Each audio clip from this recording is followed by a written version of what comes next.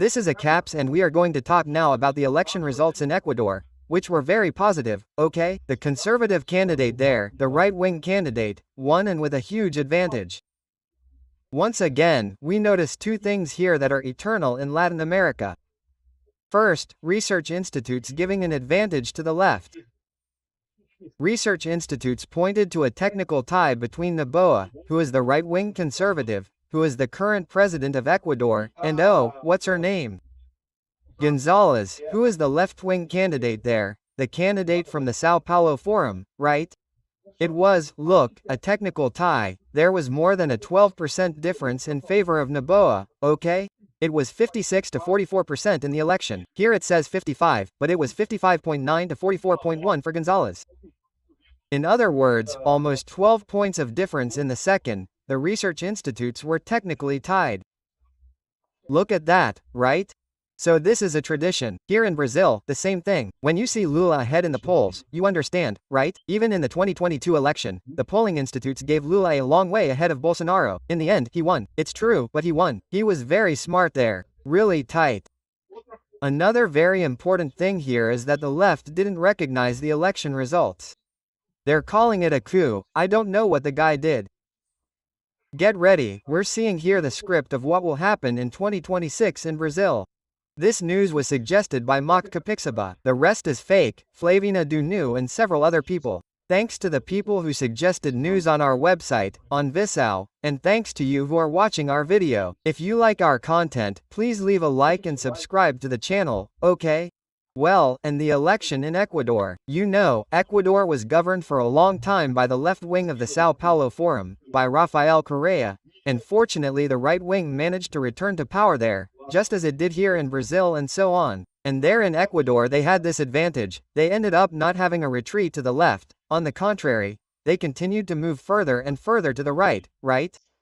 And this election was seen as very important by the left wing. Lula was certainly betting a lot on that. Lula really wants the left wing to return to Latin America.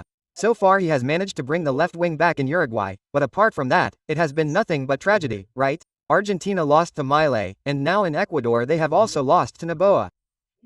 Anyway, the polls showed a technical tie with a small advantage for Noboa, but a technical tie, right?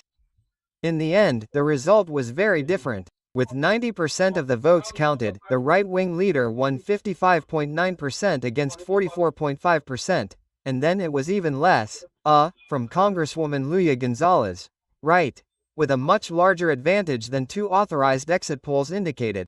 Even before the official count was even finished, Gonzalez addressed her supporters in Quito and refused to acknowledge defeat. In other words, she saw that she lost much worse than they were saying, and in the end she didn't acknowledge defeat. So what are Lula's people going to do, Everyone is already saying it was a coup. You could say that it was a coup.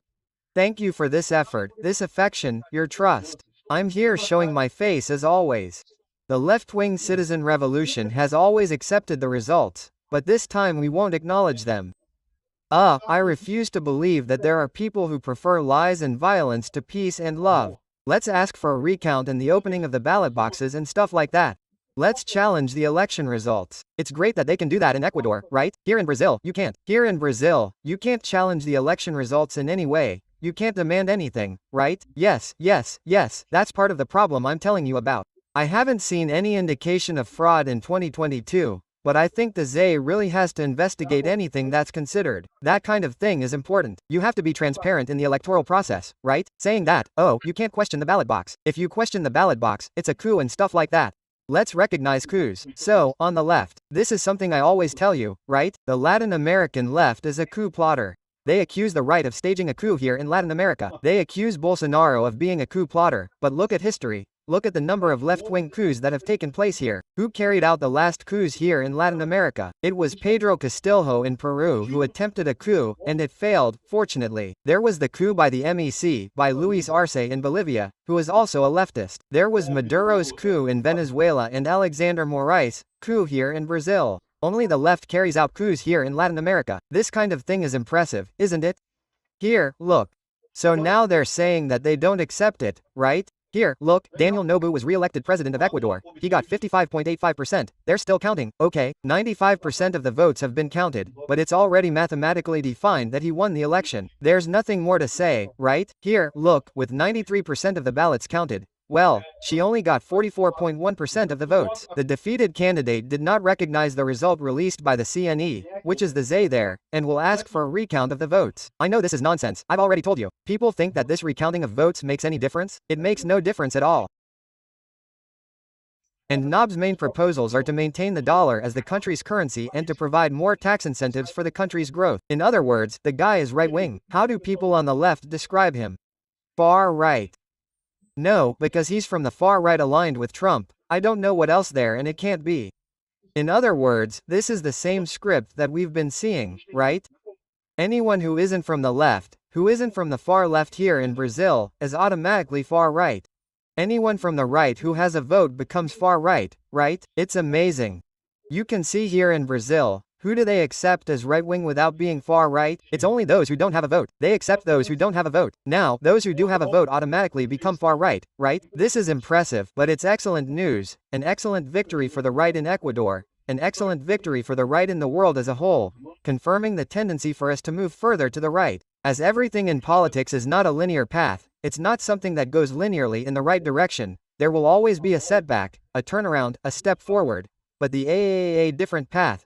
The direction the world is taking is undeniable, right? Here, look, Lulia Gonzalez says she won't recognize the results of the second round. No, because she lives in a grotesque dictatorship of electoral fraud in history and I don't know what else. And hey, where's the proof of fraud there? Show where the fraud happened in this story. Man, there's no such thing. If you accuse something of fraud, you have to show where the evidence is, right? So what are they saying here? Look, oh, because he declared a state of siege. He declared a state of siege because there was a threat from criminal factions to prevent voting in the election there.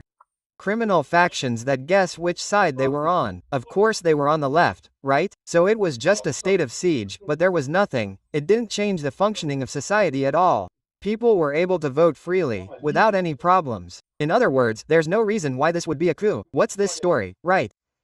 So, and it was decreed only on election day to guarantee peace. Here in Brazil, we've already had this. In several capitals, when there's a threat of crime over voting, people deploy security troops to ensure safe voting. That's all, right? The left is crying. Why? Because they're losing and they see that they're losing. And worse than that, they invested money so that this woman could win. They invested money. I don't doubt it at all.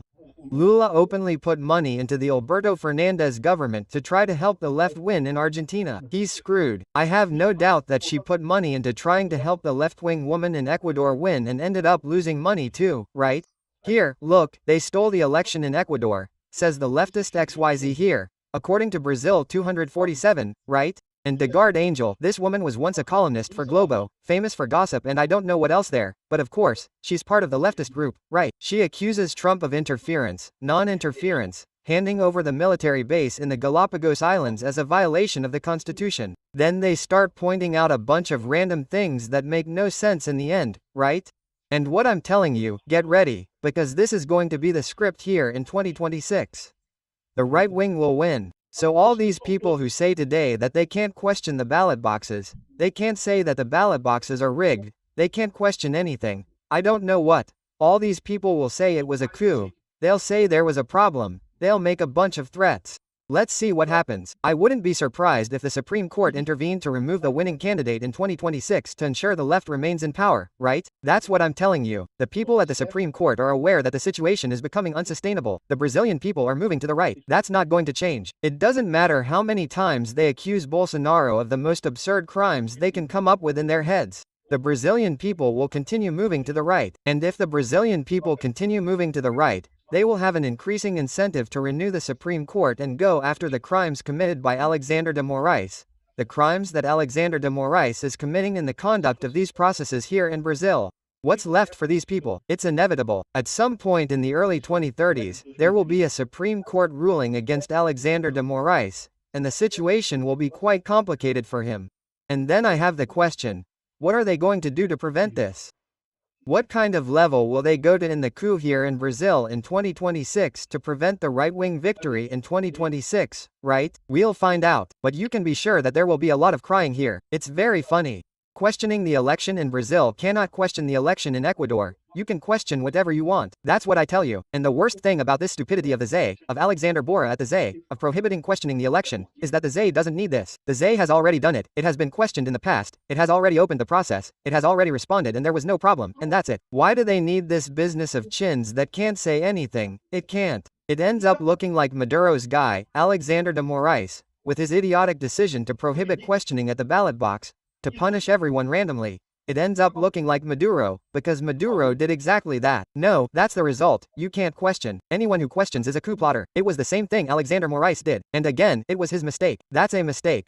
He didn't need that, because the ZE has the technical competence to respond. Open the process, investigate and show. It's here, look, there's no problem here, look, I know, I saw the data they sent me. They sent me a lot of information from PF investigations, stuff like that. There's nothing that indicates fraud in 2022 here in Brazil. It would be very easy for the ZE to answer these questions from Bolsonaro's people. That's what would be, that's what should have been done in a democracy. Exactly to differentiate Brazil from Venezuela, right? But Alexander Moraes doesn't care about him. Venezuela is okay. I don't know what's going on there. Anyway, that's the situation. Excellent news, Noboa's victory. Congratulations to the people of Ecuador for the victory, and a big victory, okay? 12% advantage over the second place that was technically tied in the polls. That's what I'm telling you, my friend. Here it comes to the right. Thank you for watching the video until the end.